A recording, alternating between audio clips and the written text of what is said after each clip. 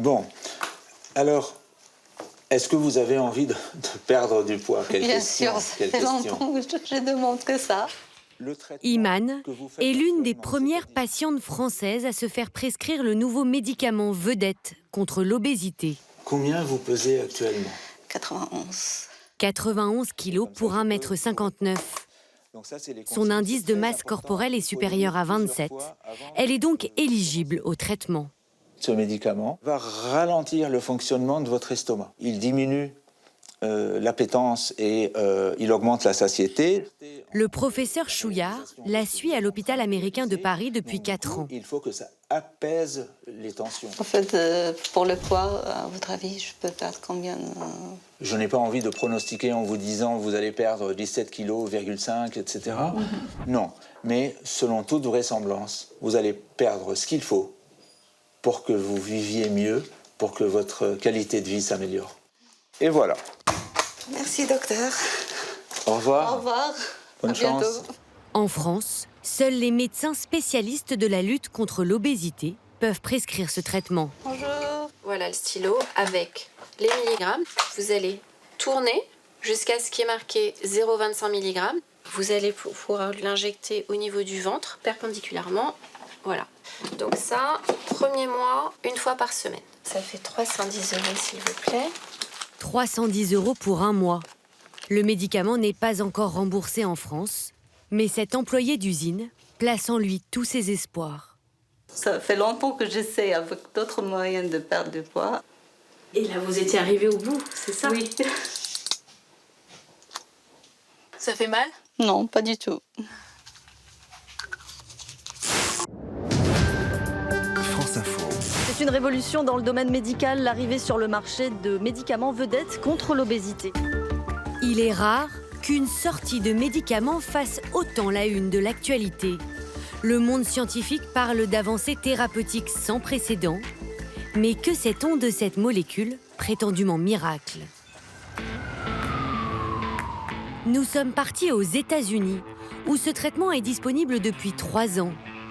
Là-bas, 40% de la population souffre d'obésité. Voici l'histoire de la molécule qui fait fondre l'Amérique.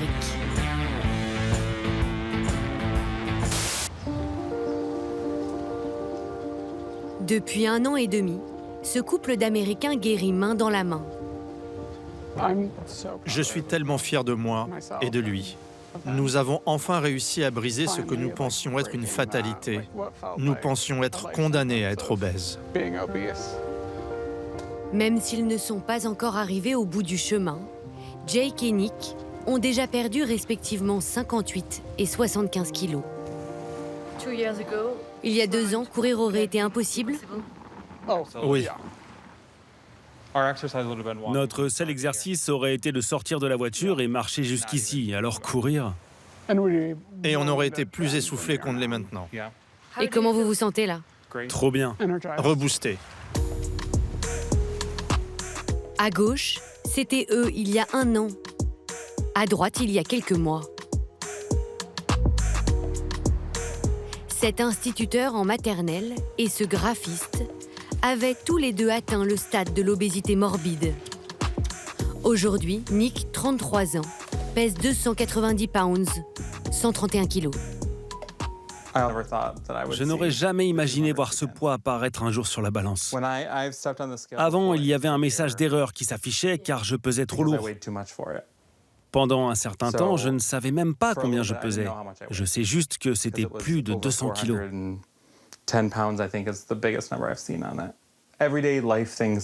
Le quotidien devenait de plus en plus pénible. Attacher mes lacets, me lever le matin, faire la vaisselle.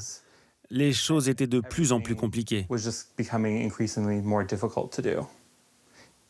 Je suis professeur des écoles en maternelle et je n'arrivais plus à suivre mes élèves, à m'asseoir avec eux par terre. Je savais qu'il fallait que quelque chose change. 2 laboratoires se partagent le marché. L'un américain, l'autre danois.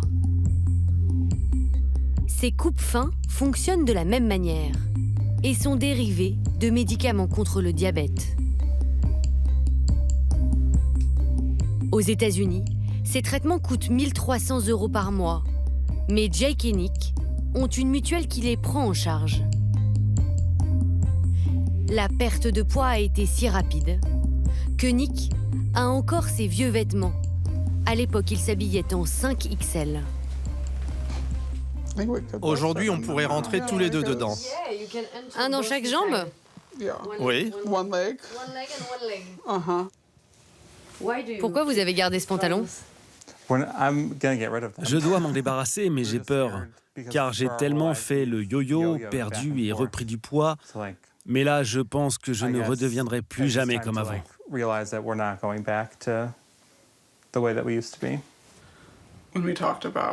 Quand on parlait de notre futur, d'avoir des enfants, j'avais peur.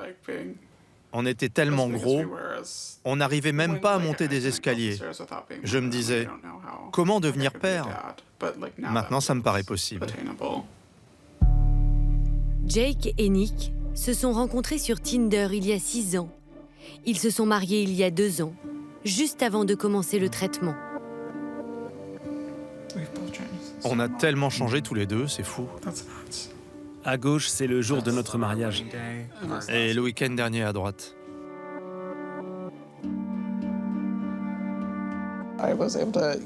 Là, c'est la première fois de toute ma vie d'adulte que j'ai pu déplier la tablette de l'avion.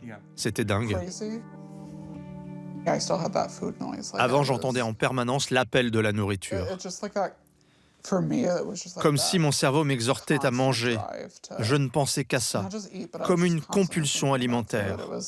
Même si je n'avais plus faim, mon cerveau me disait de finir mon assiette. Et je pensais à ce que j'allais manger au repas suivant. Maintenant, quand j'ai faim, je mange. Quand j'ai un creux, je mange. Mais je ne rêve plus en permanence de nourriture grasse. C'est juste un besoin physiologique. Oui, ce n'est plus une pulsion. Avec ce médicament, on a pu changer notre vie. Nous ne sommes plus prisonniers de la nourriture. Le couple tente aujourd'hui de réapprendre à manger sainement. Ce soir, Jake prépare du chou de Bruxelles rôti avec oignons et patates douces et du poulet à la moutarde. Ils surveillent leurs apports en protéines, en fruits et légumes et ne grignotent plus. Salut! Bonjour. Comment ça va aujourd'hui? Karen, la maman de Jake, a 53 ans. Merci de m'inviter à dîner. Elle aussi prend le traitement depuis 1 an et demi. À table, maman. Elle a perdu plus de 50 kilos.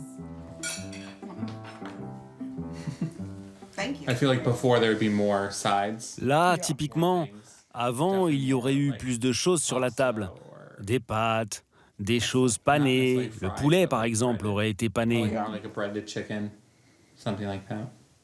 Du fromage, des sauces à base de crème. J'étais addict au Coca Light.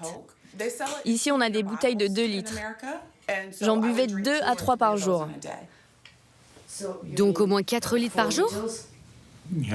Voire 6 litres.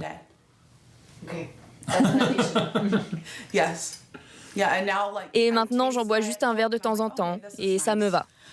Je n'ai plus de Coca chez moi. Karen, comme Jake et Nick, a souffert d'effets secondaires du traitement les premiers mois. J'avais des maux de tête, j'étais constipée. C'est la réalité. Et j'avais des nausées. Le pire effet secondaire possible avec ce traitement, c'est d'avoir une paralysie de l'estomac. Et c'est extrêmement rare. Je préfère risquer ça plutôt que de mourir d'une crise cardiaque à 35 ans. Quand on dépasse 200 kilos, mourir d'une crise cardiaque ou d'un AVC est inévitable. Aux États-Unis, un adulte sur 8 a déjà testé ce nouveau médicament, soit 30 millions d'Américains. Nous avons pu tourner au sein d'un des plus grands hôpitaux du pays, la Cleveland Clinic, dont le service obésité est une référence, avec plus de 20 000 patients par an. Ces médicaments ont révolutionné le travail du docteur Gribler, chef du service depuis 6 ans. Bonjour, comment ça va? Très bien, merci. Debbie, une de ses patientes, 68 ans, pesait 95 kilos il y a 2 ans. Elle a déjà perdu près de 30 kilos. Respirez. Encore. Docteur, je dois vous avouer, le mois dernier, j'ai repris 1 kilo, car c'était mon anniversaire. Avant ce mois-là, je prenais plutôt 5 kilos. Les patients perdent en moyenne entre 15 et 20% de leur masse corporelle en 1 an. Nous pensions que le problème venait du ventre. En fait, il vient du cerveau. On a des récepteurs dans notre cerveau connectés à notre ventre. Et quand on souffre d'obésité, notre cerveau nous dit « mange », alors que notre ventre n'a pas faim. Donc ces médicaments agissent sur notre cerveau pour qu'ils nous disent « non, ne mange pas, tu n'as pas faim, tu as déjà mangé ». C'est comme ça que ça marche. Et pour les gens qui veulent seulement perdre quelques kilos avant l'été ? On ne va pas prescrire ce médicament juste pour 2 ou 3 mois, pour des raisons esthétiques, ou par exemple parce que vous avez un mariage de prévu, car vous reprendrez vos kilos après. Donc c'est un traitement à vie ? Oui, pour l'instant, on ne sait pas s'il est possible d'arrêter ce traitement. La perte de poids est si brutale qu'il faut la surveiller. Des diététiciens s'assurent que les patients ne souffrent pas de soudaines carences. Un médecin supervise des exercices physiques. Continuez. N'oubliez pas de respirer. Grâce à une machine italienne dernier cri, il vérifie que les patients perdent du gras et non du muscle. Quand le corps est en déficit calorique, il brûle d'abord les muscles pour récupérer de l'énergie. Debbie voit aussi une psychologue qui accompagne son changement d'identité. Difficile pour elle de ne plus se voir comme la petite grosse. J'avais 7 ans le jour de ma première communion. C'était un grand jour. J'avais une belle robe blanche. Et mon père m'a dit « Dis donc, t'as pris du poids ?» C'est comme ça qu'on m'a élevée.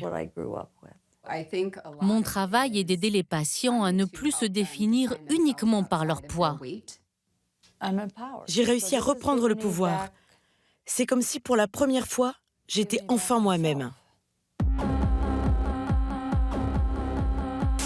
Ces résultats sans précédent enflamment les réseaux sociaux.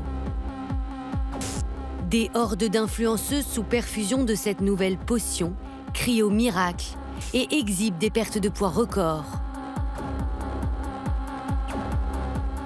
Leur hashtag de ralliement, sémaglutide, le nom du principe actif de ce médicament. Parlons sémaglutide.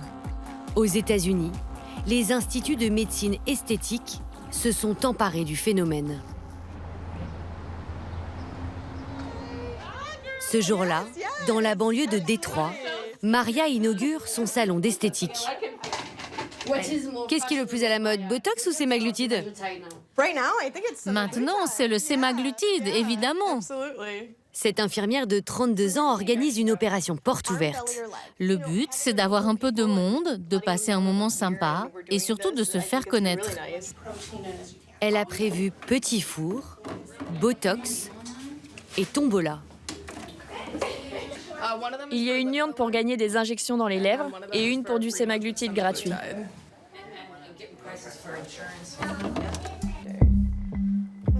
Après avoir elle-même perdu 16 kilos en 6 mois, Maria a flairé un business juteux.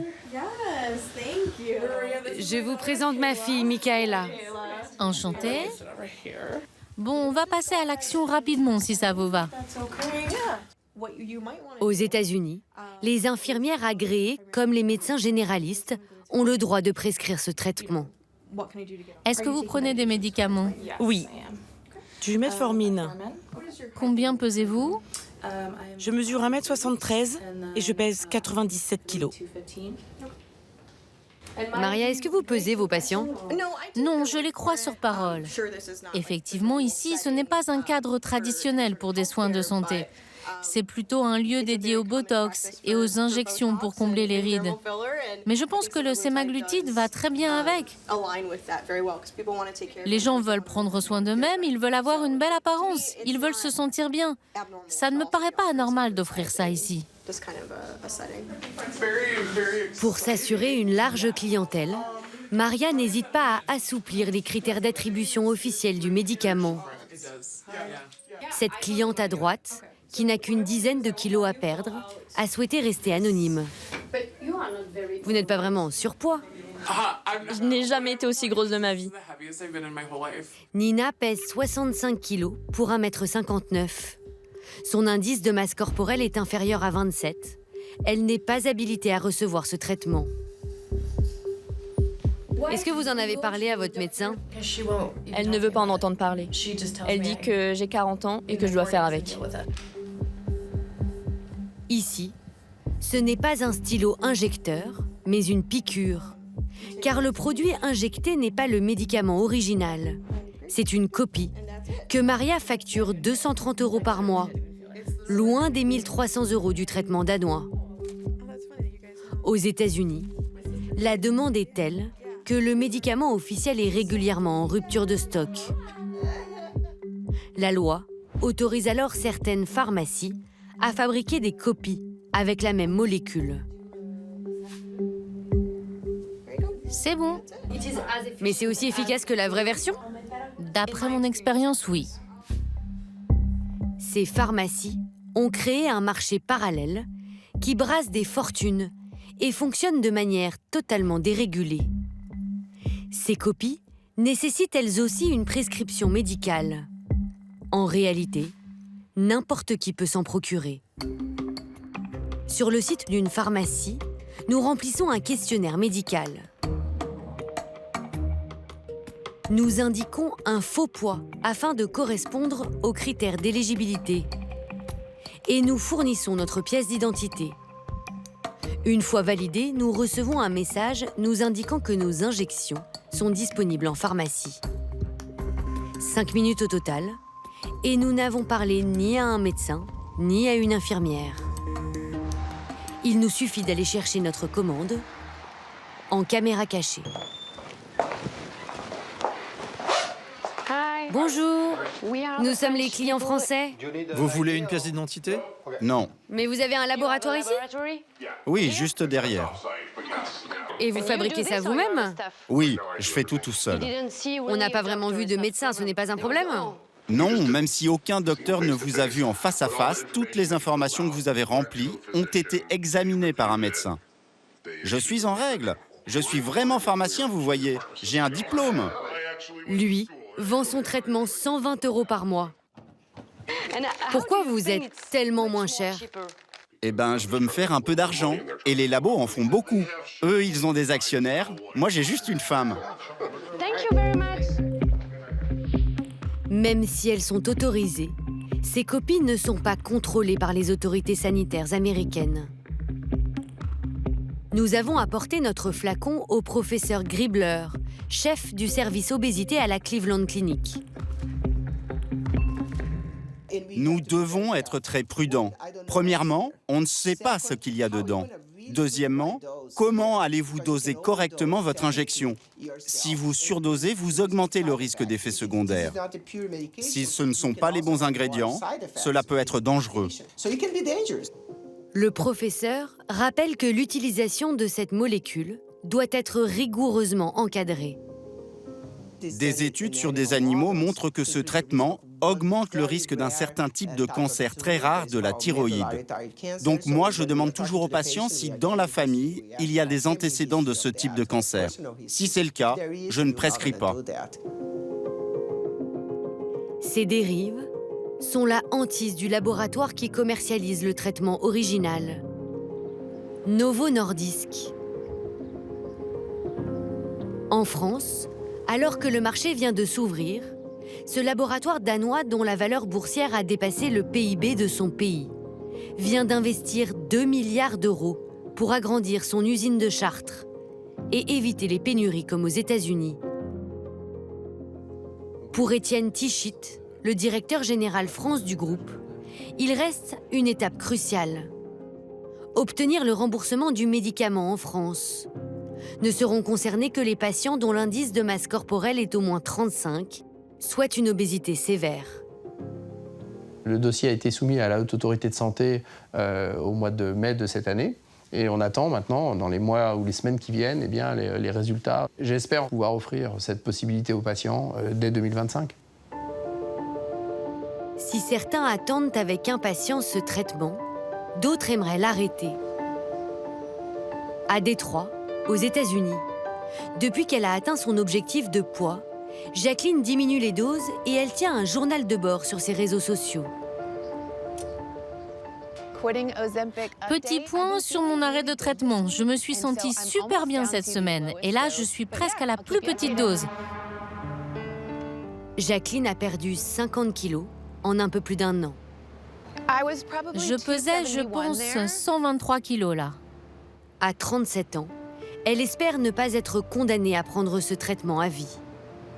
Ma plus grande peur aujourd'hui serait que dans le futur, on découvre qu'il y a un risque de cancer. Je sais que plein d'études rassurantes ont été publiées, mais c'est quelque chose qui peut toujours arriver. Jacqueline s'impose une hygiène de vie irréprochable, de l'exercice tous les jours, un régime alimentaire draconien, pour espérer se dire un jour guérie.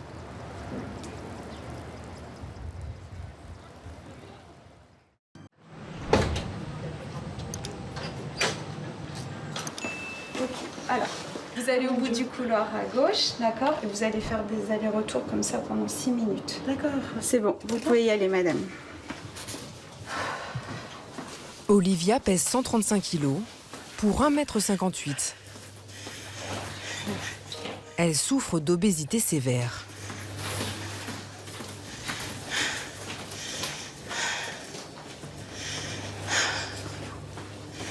C'est quand même sportif, on prend son souffle. On a 2 minutes 18, madame. Ah putain, là ça va être dur. Ce parcours est un test à l'effort, un exercice de prime abord anodin. Mais pour elle, c'est une épreuve. J'ai envie de pleurer. C'est le dos? Ouais, le dos et du coup je respire mal. Après, ça va pas vous arrêter, hein, madame, d'accord? Ça va. Sous le poids des kilos, son état de santé s'est dégradé. Vertèbres écrasées, hypertension, problèmes cardiaques. À seulement 40 ans, l'espérance de vie de cette mère de famille ne dépasse pas les 10 ans. Là, j'ai décidé de me battre jusqu'au bout. Là, c'est terminé, c'est bon. Bravo. Ça va? C'est bon, toi. Ça tremble. Vous voulez vous asseoir? Non, ça va aller. Au niveau de la respiration, ça va. C'est le cœur qui est un petit peu plus rapide, mais c'est normal, vous venez de faire un effort, hein. D'accord? Je pense à ma fille, qui va avoir 5 ans et qui bouge beaucoup. Mais malheureusement, le problème, c'est que les longues marches dans les parcs, j'ai du mal. Donc, je voudrais... Je vais arrêter de dire ça parce que je vais pleurer. Je vais me mettre à pleurer. Mais si j'ai envie de reprendre une vie normale, quoi. D'être comme tout le monde. Olivia va se faire enlever une partie de l'estomac. Une opération irréversible qui pourrait lui sauver la vie. J'ai chaud. Un dernier recours pour 60 000 personnes en France chaque année. C'est 20 fois plus qu'il y a 20 ans. Une opération réservée aux patients souffrant d'obésité dite morbide, avec un indice de masse corporelle supérieur à 40. À Lille, à la clinique de la Louvière, un service est entièrement dédié à la chirurgie bariatrique. La culpabilité, c'est une émotion de colère en fait qu'on va retourner contre soi. Et effectivement, ici, tous les patients suivent un programme obligatoire de 6 mois minimum avant l'intervention. Un parcours thérapeutique remboursé par la sécurité sociale pour les préparer psychologiquement et physiquement à ce changement de vie radical. Nous avons suivi 4 patients à différents stades de leur parcours. Sophia, 27 ans. Ça y est, On y est. on sent autre chose, on pense à quelque chose d'agréable. Toute la vie que vous allez imaginer après. Attends. Perrine, qui s'est fait opérer il y a 1 an et demi et a déjà perdu 41 kilos. Cette infirmière s'offre une seconde jeunesse, emportée par le tourbillon de la mode. Là, ma journée, elle est refaite. C'est un 36. J'adore. C'est peu d'artifice dans la tête, le pump it up, c'est bon. C'est nickel, j'adore. Pour Gilbert, à la retraite, la métamorphose est encore plus spectaculaire. Le voici 10 ans plus tôt, avec 100 kilos en plus. Il faut bien imaginer que de 183 à 80, je veux dire, j'ai perdu un demi-Gilbert. Olivia, quant à elle, espère retrouver un jour sa silhouette. Cette fleuriste a pris 60 kilos en 10 ans. Ça ira mieux quand il y aura plus de morceaux, mais c'est une partie de mon corps que je veux voir disparaître. Tous ont accepté de partager leurs souffrances, leurs espoirs et leurs combats au quotidien.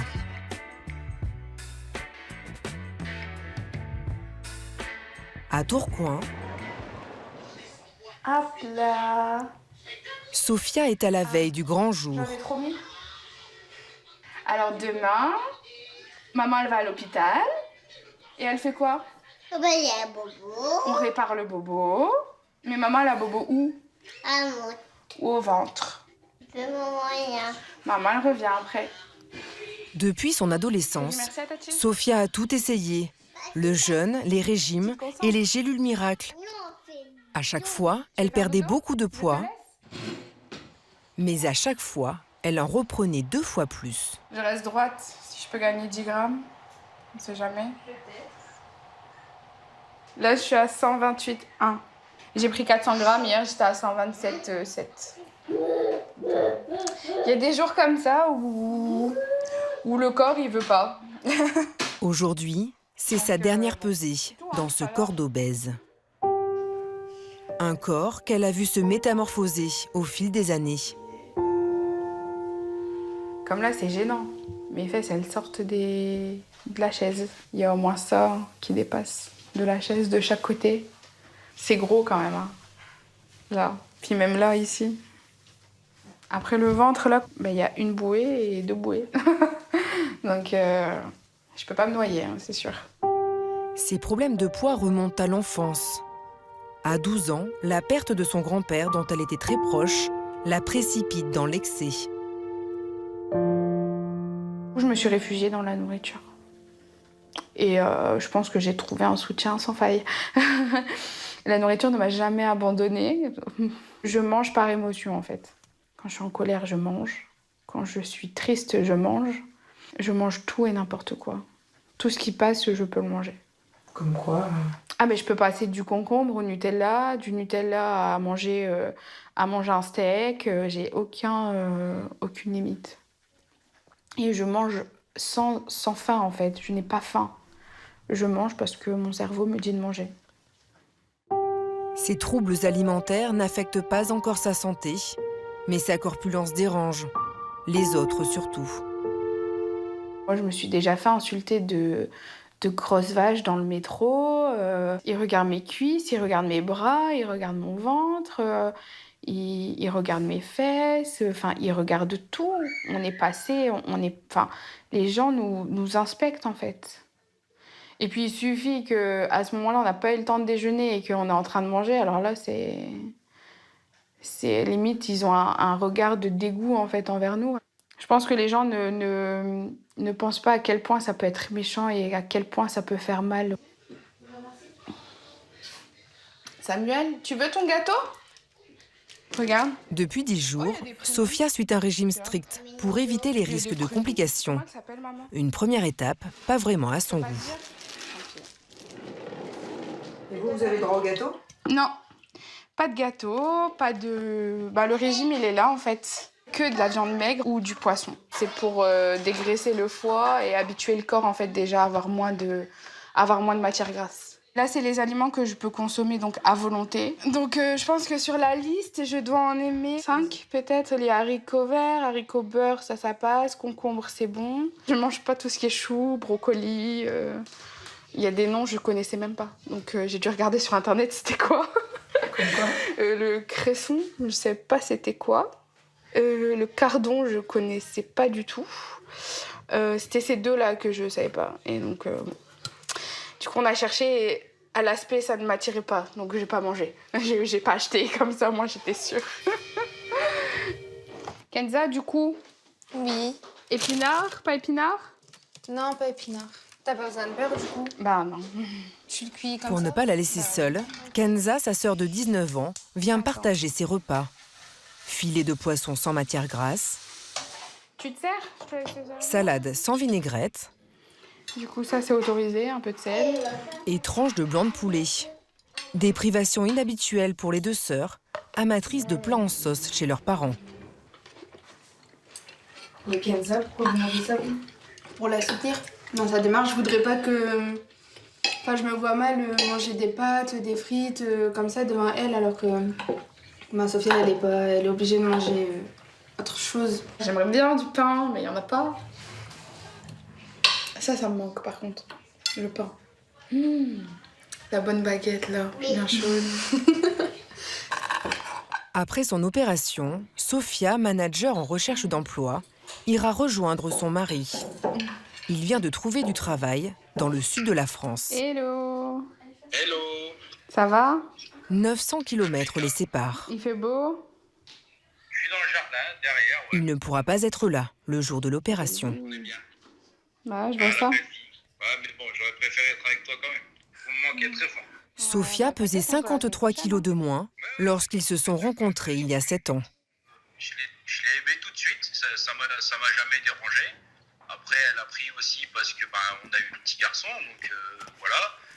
Mais j'ai toujours le même œil, je suis toujours amoureux, je l'aime de plus en plus chaque jour. Et je l'accompagne durant cette opération et j'ai pas peur de savoir comment elle va être après.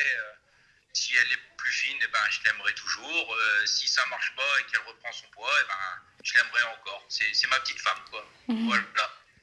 Bisous, moi aussi. Bisous. Salut.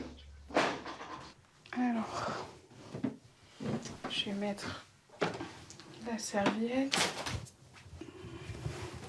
Je vais prendre ça. C'est le jogging, ça. Il y a au moins 1 mètre, là. C'est pas possible. L'objectif, c'est que je rentre mes 2 jambes dans une jambe. Ça serait bien. Donc, du coup, ça. La moitié. Je vais devenir une personne lambda. Et je ne vais plus être catégorisée comme une personne obèse. Demain, le chirurgien coupera 80% de son estomac.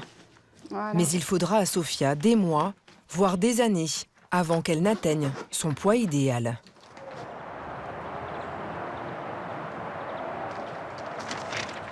Voilà. T'as ton masque, t'as tout. Allez. À 42 ans, Perrine savoure sa nouvelle vie dans son nouveau corps. 1 an et demi après son opération, elle a perdu 41 kilos. Après, tu vois, c'est ce style-là. Ouais, mais ça, c'est trop long pour moi. Moi, je préfère plus court. Celle-là, elle est belle. Je préfère plus court déjà. Mais je suis pas sûre de... C'est une robe ouais, mais je suis pas portefeuille. Je suis pas sûre de rentrer dedans.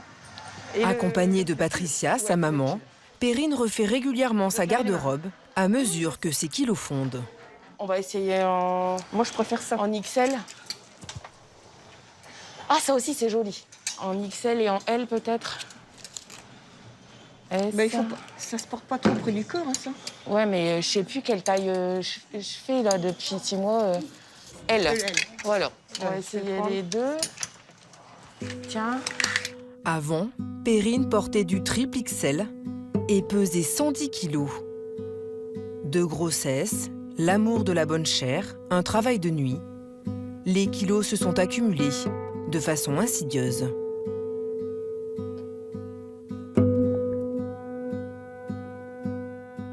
Je peux peut-être essayer aussi une robe. Et ça, t'aimes pas, bébé Hein? C'est joli, ça. Ah ouais, ça, c'est joli aussi. Le plaisir que me procurait la nourriture en grande quantité et tout ça, je l'ai plus.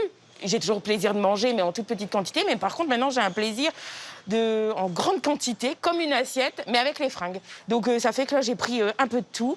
Alors, jupe, robe que je prenais jamais, donc je vais essayer. Et ça veut pas dire que je vais prendre, mais parce qu'on peut pas tout prendre, à moins que le magasin il m'offre, hein, mais j'ai toujours espoir. Donc, non, je rigole. J'ai retrouvé ma fille. Je l'avais perdue un petit peu avec son poids. Ah bon? Je l'avais perdue, oui, mais bon, je pouvais pas trop lui dire parce qu'après, elle me disait, t'aimes pas les gros. T'es grossophobe ou je sais pas quoi. Donc, je disais plus rien. Tandis que maintenant, ça y est. Elle s'habille de nouveau dans des tailles, entre guillemets, normales.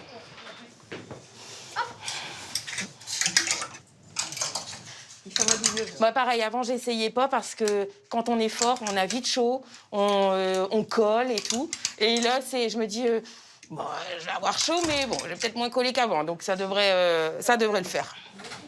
Si c'est joli. C'est canon. Franchement, ça vous va super bien. Et vous trouvez pas que c'est trop serré, tout ça, qu'au niveau de la taille, ça va falloir qu'un jour tu remettes des trucs. C'est joli, hein, mais tu vas pas le mettre. Je sais pas convaincue. Pourquoi c'est bien de s'aimer après? Parce qu'on se voit toujours comme avant. Même si je sais que j'ai perdu 41 kilos, que j'ai changé mes tailles et tout ça, ça reste quand même dur parce que c'est ancré en nous. Je pense que c'est un travail de tous les jours. Et... Tu te sens grosse dedans? Non. Ouais, en fait, j'aimerais tellement être encore un peu plus mince. Ouais, mais ça, tu vas y arriver, mais pour l'instant, il faut bien que tu travailles entre deux. Hein. Ouais. J'ai besoin quand même de l'aval de quelqu'un. Donc, moi, je trouve que c'est beau.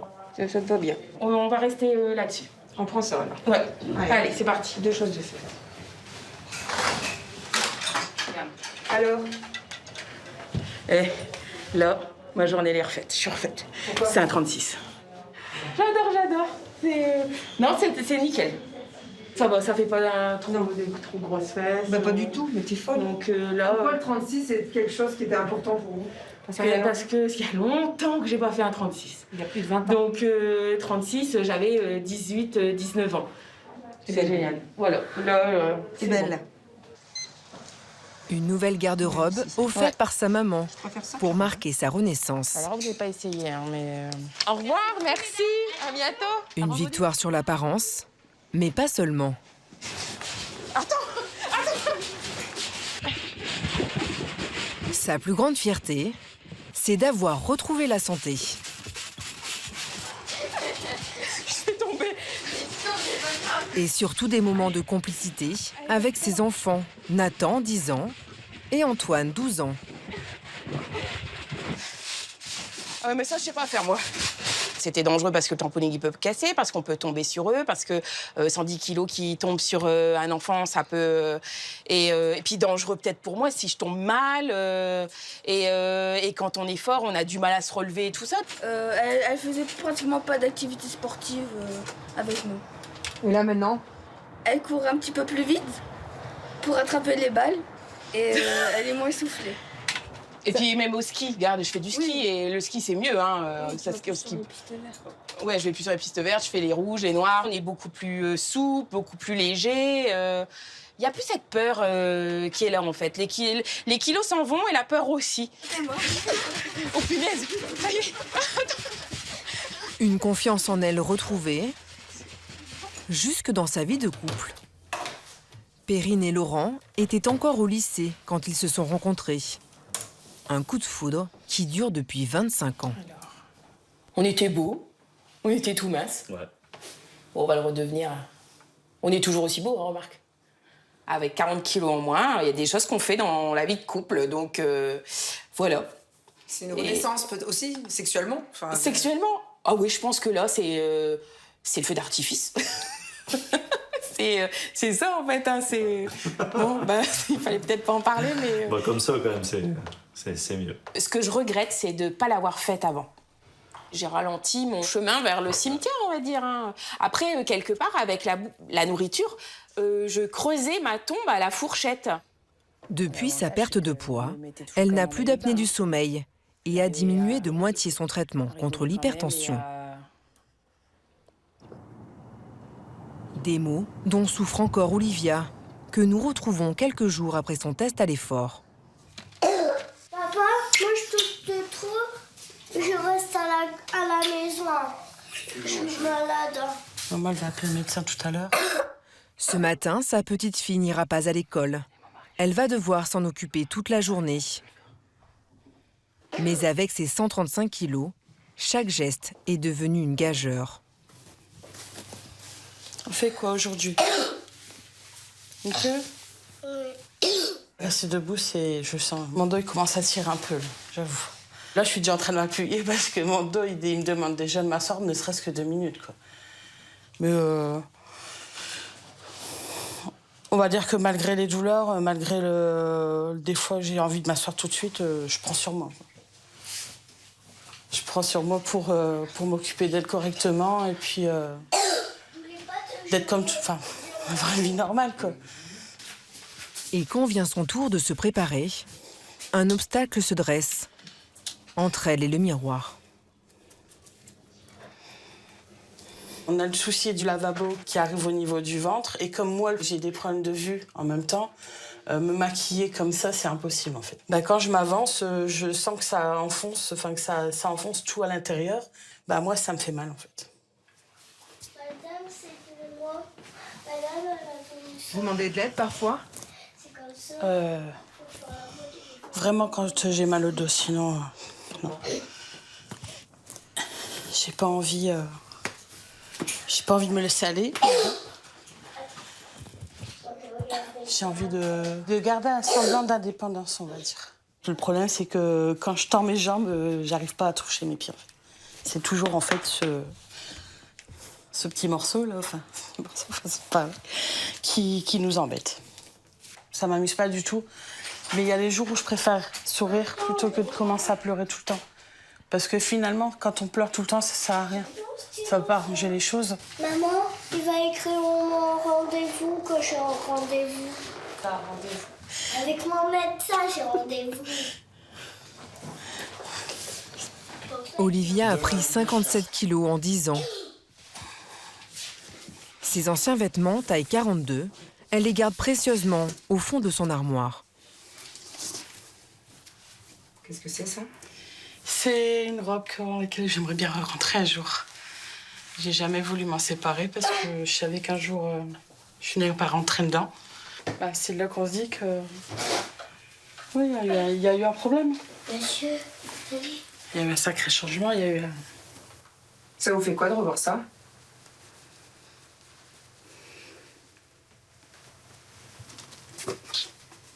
C'est comment j'ai fait pour en arriver là, surtout. Pourquoi j'ai pas parlé avant? Pourquoi j'ai pas... J'aurais dû réagir avant. Mais je comprends pas. Je comprends toujours pas ce qui se passe. La descente aux enfers d'Olivia commence lorsqu'elle fait faillite en 2016. Propriétaire d'un magasin de fleurs, elle est contrainte de fermer et perd toutes ses économies. Elle tombe en dépression et se réfugie dans la nourriture, mange en cachette et n'ose pas se confier à son mari Fernando. J'ai commencé à baisser les bras, j'ai pas su gérer en fait, je n'ai pas parlé, je disais rien. Et forcément, ça finit par, dans notre tête, ça finit par tourner et puis on se sent pas bien quoi. Après, ça a été la dégringolade et ça a été... finalement, on a l'impression d'être attaché à une corde, qu'on me descende dans un trou, je voulais remonter mais j'y arrivais pas en fait. Au fur et à mesure qu'on essaye de remonter, le trou se creuse de plus en plus. Quand elle a rencontré Fernando, Olivia était une femme pleine de vie. Elle aimait danser, marcher et sortir au restaurant. Avec le poids des kilos, sa vie s'est comme figée, cloîtrée entre les 4 murs de sa maison. Comme on se supporte plus, du coup on a l'impression que les gens ne nous supportent plus non plus. Donc du coup on est agressif. Il n'y a pas un moment où vous vous êtes dit j'ai envie de partir? Si, le sait. Hein. Mais bon, quand on aime la personne, voilà. C'est dur.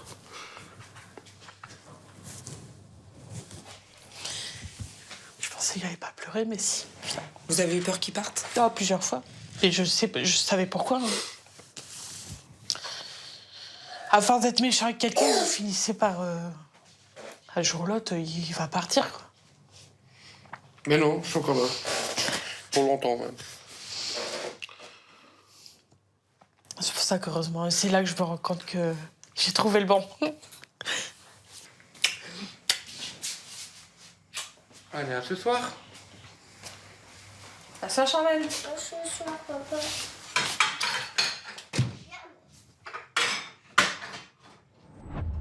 Olivia est suivie depuis 7 mois à l'hôpital de la Louvière. Bonjour. Allez-y. Ce matin, dernier rendez-vous avant l'opération avec le docteur Boss, son chirurgien. Alors, comment ça va? Ça va. Bon, comment ça se passe, la préparation? Ça s'est bien passé. Ça a été? Ouais.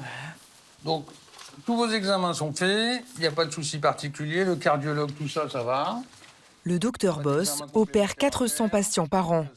Un acte chirurgical qui comporte des risques.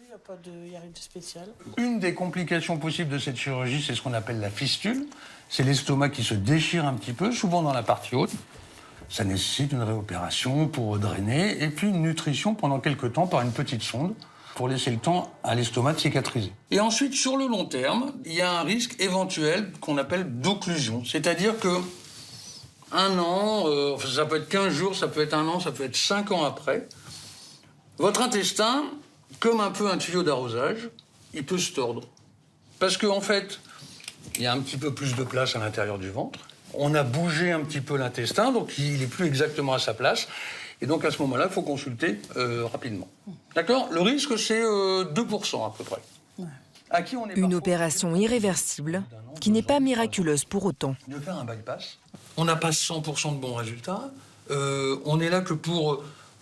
Un peu comme un enfant qui apprendra à faire du vélo, on vous tient un petit peu le vélo au départ, et puis après, c'est vous qui pédalez, quoi. Hein. La perte de poids, sur le long terme, elle va se stabiliser parce qu'ils vont augmenter un petit peu leur activité physique, parce que vont essayer d'avoir une alimentation la plus équilibrée possible pour aller vers ce bon résultat. Je suis là-dedans, je lâcherai plus le morceau, ça c'est sûr. Plein de gens qui... Pour accompagner les patients dans leur combat, Allez, merci beaucoup. Au revoir. Merci. l'hôpital a mis en place un parcours thérapeutique avant l'opération. 6 mois de préparation.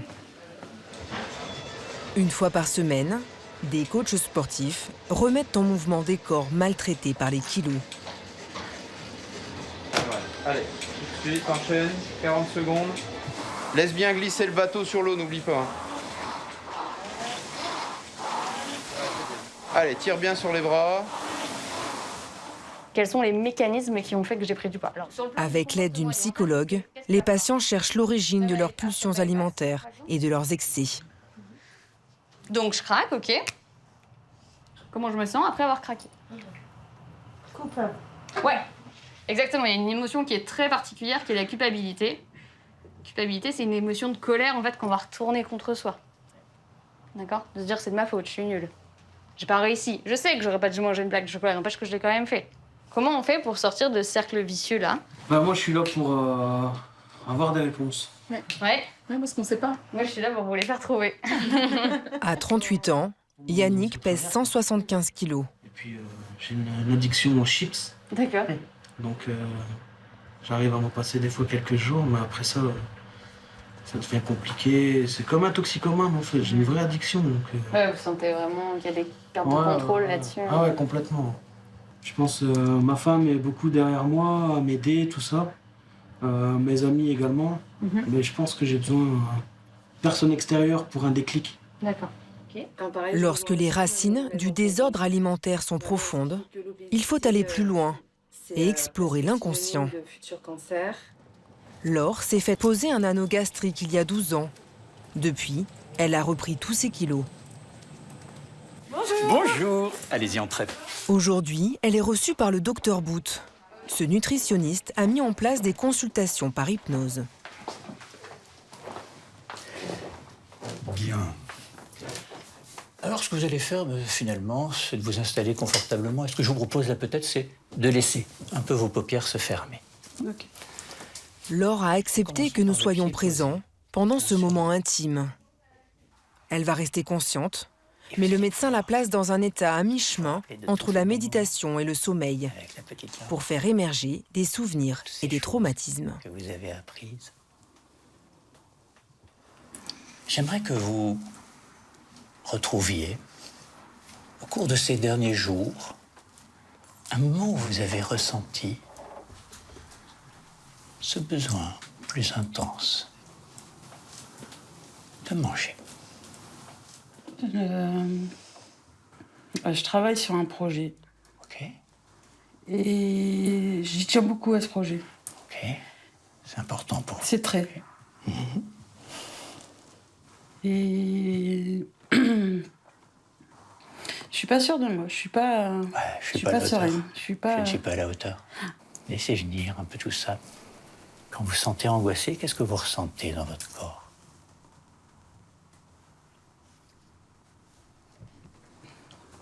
Il y a la porte du placard qui m'appelle, en fait. Okay, oui. J'ai envie d'aller chercher quelque chose qui me réconforte. Enfin, et à quel endroit vous sentez ce besoin de réconfort, là, dans votre corps? Laissez venir tout ça. C'est pas dans le ventre, en tout cas. C'est pas dans le ventre, c'est à où? C'est bien dans ma tête. C'est vraiment dans la tête? Vous laissez venir ce qui vient. À quels autres moments dans votre vie vous avez pu ressentir quelque chose de semblable?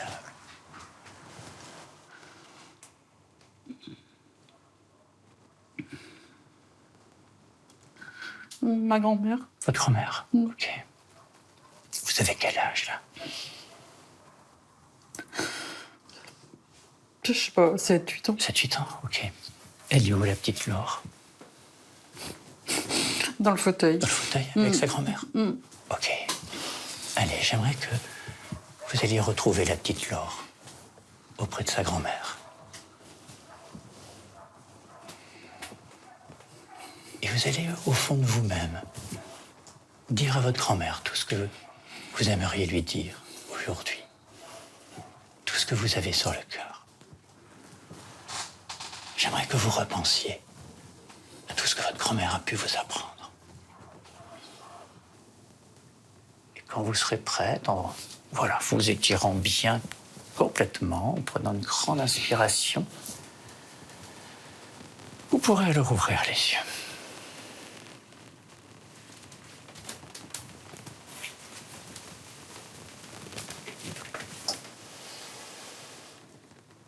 Qu'est-ce que vous m'avez fait? Mais vous avez bien travaillé. Ah. C'est fou que c'est toujours elle qui revient. Ah, c'est fou. Je m'y attendais absolument pas en plus. Elle est plus que flagrante, quoi. C'est vrai que c'est flagrant pour le coup. Et je pensais pas qu'elle me manquait autant. Et c'est remuant. Et c'est remuant. Pour le coup, ouais. C'est des tranches de vie qui sont importantes, en fait. Et qui font que je suis devenue ce que je suis maintenant.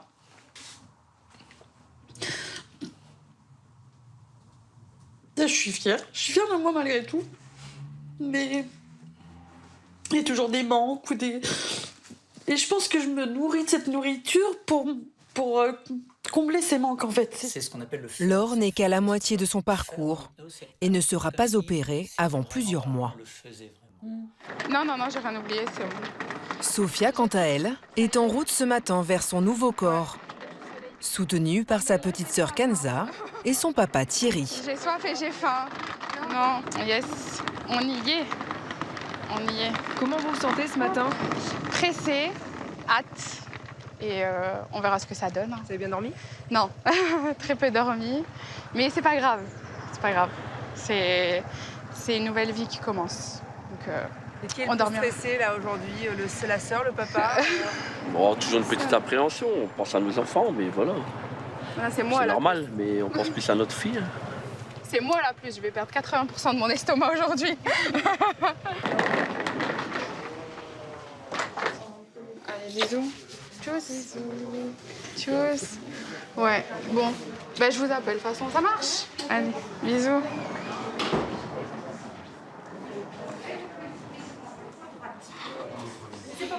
C'est autre chose, elle va revenir. Ça va aller. Si elle est bien dans sa tête, si elle est bien dans sa peau et qu'elle accomplit quelque chose de bien pour elle, si elle est heureuse comme ça, on est content pour elle. Allez, s'il vous plaît. Pour ce type d'intervention, désormais très courante, le risque de décès est estimé à 1 pour 1000. Allez, allongez-vous. Comme ça, encore un petit peu, légèrement. Voilà, parfait. Allongez-vous. Elle va durer 45 minutes sous anesthésie générale. On a mis une sonde gastrique? Elle a été aspirée? Sophia est opérée par le docteur Lamblin, l'autre chirurgien de l'hôpital. Sans ouvrir l'abdomen, il va découper et retirer les 3/4 de son estomac. On met 2 lignes d'agrafes de chaque côté. Avec seulement 3 incisions, une pour la caméra et 2 pour les pinces. Pas trop large non plus. On a des lignes d'agrafes qui sont ici, 3 lignes d'agrafes de chaque côté. Et il y a au centre un couteau qui va venir coulisser le long en même temps que les agrafes se l'ont mises pour sectionner l'estomac. C'est le moment le plus délicat de l'intervention chirurgicale. Je vais couper. Un estomac peut contenir 4 litres. Après l'opération, celui de Sophia aura la taille d'un pot de yaourt. Comme si on réduisait la taille de votre frigidaire à un étage. Vous remplissez moins votre frigidaire si jamais il n'y avait qu'un seul étage. De la même façon, on réduit la taille de l'estomac de telle façon à ce qu'il y a moins d'aliments qui puissent rentrer dedans. L'ablation d'une grande partie de son estomac lui permettra d'être rassasié plus rapidement.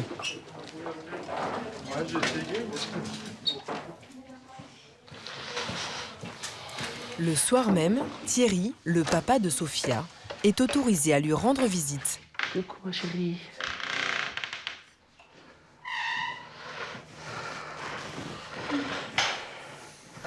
Ça va, tout doucement. Ça va ma chérie. Ouais, je le sais. Ça, c'est le gaz. Sinon, soit j'ai pas mal, mais... Ça s'est bien passé. Ouais, nickel. C'est ça qui compte. Ouais. T'es là, c'est que tout va bien. Ouais. À mon cœur. Mm. On est fiers de toi, tu sais. Ouais. T'es courageuse. Et tu l'as fait. T'as été jusqu'au bout. Ouais. Hein? Tu retournes plus. Hein? Non. Non. Petite crotte. En fait, j'ai pas ce qu'il faut. mal, mais... Le gaz, je me dirais comme si tu bois trop, quoi. Ben oui, mais bon, ils ont quand même travaillé à l'intérieur. Hein. Ils t'ont pas fait des chatouilles. Hein. Et ce qui compte aujourd'hui, c'est le futur. Elle n'est pas toute seule. Elle a un mari, un enfant, une famille. C'est une nouvelle vie pour elle. Hein, ma chérie? Ouais. C'est bien. C'est vous réalisé? Pour l'instant, non. On verra à la première gorgée. Le lendemain... Bonjour. Vous le repas du midi? Super. Il faut bien prendre son temps. Ne force pas. Si la soupe ne passe pas, il ne faut surtout pas forcer. Vous prenez 2-3 cuillères. Il y a peut-être que 2-3 cuillères qui va passer. Ok. Soupe, yaourt et jus de pomme. Ça fait du bien. D'avoir un peu de sucre, là, c'est... Ah, par contre, on sent que ça descend. Ah ouais? Ouais. Ça fait comme plouf. Ça tombe d'un coup, on dirait. Avant, je l'avais pas, ça. 4 gorgées de jus de pomme. Elle n'ira pas plus loin. Dès demain, Sophia pourra rentrer chez elle. Mais pendant 1 mois, tant que l'estomac n'est pas cicatrisé, elle n'aura droit qu'à des repas liquides. Après ce genre d'opération, il est recommandé d'être suivi médicalement à vie pour éviter tout risque de complications et de reprise de poids. Il faut aussi bouleverser ses habitudes alimentaires pour ne pas regrossir. Elle a tout s'arrangé. Ce que Perrine fait depuis son opération, il y a 1 an et demi. Elle a converti toute sa famille à un nouveau mode de consommation. Je te donne tous les fruits et légumes, tu les mets là-bas. Avant, il mangeait de la viande tous les jours, midi et soir. Maintenant, on achète plus de choses véganes pour manger moins de viande, mais manger des choses qui sont protéinées, où il y a déjà les légumes, comme des boulettes aux légumes, donc carottes, petits pois, maïs, ou des bouchées grillées qui ressemblent à des nuggets. Donc c'est au soja et au blé. Et c'est bon, ça ou... Ouais, c'est bon, ouais. Je pensais pas au début, mais ouais, c'est bon. Au départ, on était réfractaires à tout ça. Et puis, petit à petit, il y a que les imbéciles qui changent pas d'avis, j'ai envie de dire. Donc, on s'est ouvert un peu plus. Et on a trouvé ça super sympa, en fin de compte. Et c'est moins lourd aussi. Donc, ça, c'est vraiment la chose qui a changé depuis l'opération, en fait. Sinon... Un estomac rétréci qui n'empêche pas Perrine d'avoir une vie sociale et même de faire quelques exceptions. Salut, ça va? Ouais, et toi? Tiens, je t'ai ramené ton dessert. Ah, merci. Ce soir, dîner entre amis. Salut. Tu m'aides à couper les poivrons? Ouais. Je coupe et tu laves? Ok, pas de soucis, comme d'habitude. Sandrine est témoin de toutes les complications que Perrine rencontre depuis son opération. Cette semaine, ça a été au boulot, t'as pas fait de malaise? Non, seulement 2 aujourd'hui, 2 ce matin. Elle fait ce que l'on appelle des dumping syndromes, des malaises liés à la petite taille de son estomac qui bouleversent toute sa digestion. Ce matin, j'ai déjeuné, j'avais envie de manger un morceau de baguette avec un peu de beurre, un peu de Nutella. Ça fait que derrière, baisse de tension, palpitations, hypoglycémie et jusqu'à la perte de connaissance en fait. Donc ça fait partie des inconvénients. Après, il y a d'autres inconvénients à l'opération. C'est vrai qu'on n'en parle pas, les gens n'en parlent pas, mais il y a les flatulences. Alors c'est rigolo, mais... C'est-à-dire c'est les proutes. Tout simplement. C'est un truc, ton intestin est toujours en train de produire des gaz, et tu t'en fais normalement, ben on va dire que moi j'en fais peut-être 2 trop. Et ça, c'est un peu embêtant. Autre détail à l'heure de l'apéro. Bon, Laurent, tu sers? Perrine est à l'eau. Son nouvel estomac absorbe l'alcool trop rapidement et l'amène à l'ivresse en quelques gorgées seulement. Annulé à cause... Ouais. Pour le reste, quand c'est jour de fête, elle s'autorise tous ses anciens péchés mignons. Saucisses, cake industriel et biscuits au fromage. Je peux tout manger. J'ai goûté les petites gaufrettes au maroilles. C'était sympa, j'ai mangé du saucisson et une tomate, voilà, une chips. Mais avant, on prend des poignées de ci, des poignées de là. Là, on en prend un. Et puis, comme j'ai soif, eh ben, j'en prends qu'un parce que on mange ou on boit. Pourquoi? Parce que l'estomac, il est vite plein. Donc, si je bois tout ça d'un seul coup, derrière, je mange pas. À table, Perrine mange dans une assiette à dessert. C'est moins frustrant. J'ai l'impression d'avoir mangé autant que les autres, en fin de compte. Même si mon assiette, elle est plus petite que les autres. Après, maintenant, ça choque plus mon entourage. Ils savent, moi, c'est... une petite assiette et puis c'est très bien comme ça. Donc d'ailleurs, on devrait tous passer à la petite assiette. Hein. On devrait, ouais, c'est vrai. Même si aucun régime n'est imposé, des quantités modérées sont indispensables pour éviter que l'estomac ne se distende et retrouve sa taille initiale. 30% des patients n'arrivent pas à s'imposer une telle discipline et reprennent du poids. Pour d'autres, la métamorphose est durable et parfois à peine croyable. C'est bien, ils font le passage. Regarde là-bas, sur la branche, t'as vu? Oui. C'est un héron? C'est quoi ça? On dirait. Voilà 10 ans que Gilbert s'est fait opérer et que son poids est stable. 80 kilos aujourd'hui, 183 à l'époque. Il faut bien imaginer que de 183 à 80, je veux dire, j'ai perdu un demi-Gilbert plus cassé, quoi. J'ai noté 1er décembre 2010 comme une date de naissance pour moi, parce que ça a été un nouveau départ, quoi. C'est sûr que j'aurais pu mourir d'un infarctus, j'avais l'apnée du sommeil, il y avait plein de choses. Quand il dormait et qu'il faisait l'apnée du sommeil, des fois il s'arrêtait de respirer. Du coup, moi j'écoutais. Et quand ça revenait, je dis c'est bon. C'est sûr que maintenant, ça me donne l'entrain et puis le goût de vivre. Gilbert et Joël sont ensemble depuis 43 ans. Lorsqu'ils se sont rencontrés, Gilbert était très mince et fumait 3 paquets de cigarettes par jour. Il arrête de fumer à la naissance de leur premier enfant et prend 100 kilos en 20 ans. Salut. Salut ma chérie. Bonjour. Pas de bisous. Hein. Pas de bisous. Aujourd'hui, à 62 ans, Gilbert est un papy comblé et profite pleinement de sa retraite avec ses 2 enfants et surtout ses 3 petits-enfants. Il redécouvre les plaisirs de la vie que les kilos lui avaient rendu inaccessibles.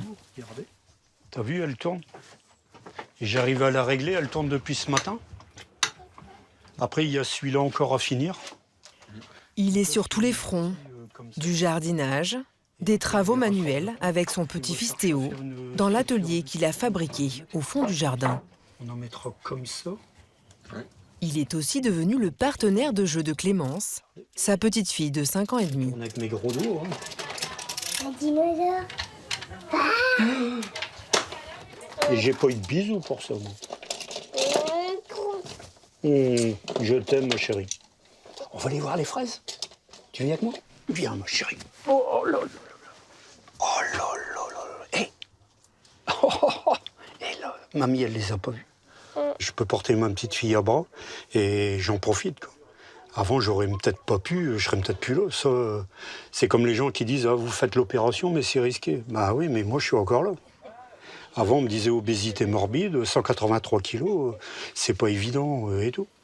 Maintenant, je fais 80 et j'aime ma petite fille. Hein, on va donner des fraises. Waouh. Elles sont belles.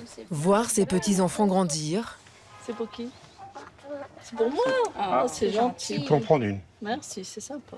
ou encore conduire sa fille Marianne à l'hôtel. Des moments précieux pour lui et pour toute sa famille. Non, bah, c'est beau, ouais. Pas de fruits, pas de légumes. Moi, j'étais super fière, en fait.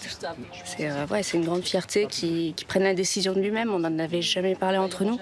J'imagine qu'il faut du temps pour que ça chemine et qu'on prenne cette décision, parce que c'est radical.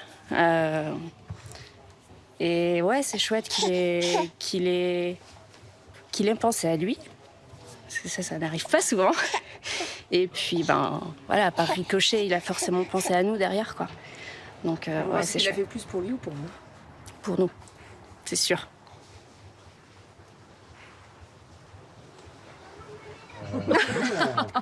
Ça va rester. Entouré des gens qu'il aime, Gilbert s'est offert une seconde jeunesse avec plus de légèreté. Un moment. Passe-passe. Un nouveau jeu.